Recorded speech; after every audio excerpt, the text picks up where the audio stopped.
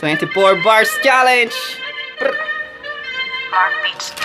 Isang taon din na nahimik sa aking syudad, abang diskarteng kalye ang inaatupag magdamag. Marami na ang nag-ambag, marami din ang dumagdag, kaya hindi ko na mabilang kung ilan ang naglapag na bara para sa kultura. Ano na bang postura? Oras na ata para ako ang magpakilala. Galing sa grupo na mahusay at makukulit, nakapag sumulat ng kanta pulido at malulupit. Ano bet? Terano na ba ako sa tugmaan? Laing kalye rin kasi, kaya maraming natutunan upang utak di maingon sa namang klase na bagsaan. Sipag at pagtyatyagayan lang ang aking puhunan. Marami din nag-aantay sa aking pagbalik, ngayon nabigyan ng tugon ang inyong pananabik. Kaya teka lang naman, may nais tong ipabatid, tuloy-tuloy lang sa pangarap mga kapatid. O ano, nagulat ka sa mga obra kong likha? Hindi mo rin inaasahan na ganito na ako tumula, na para bang kabilang na sa mga idolo nyo. Pinapangarap ko na rin na magkatitulo to. Hindi ko kailangan mauna, hindi ko kailangan magbida, hindi ko kailangan mamuna sa mga hindi rin kilala.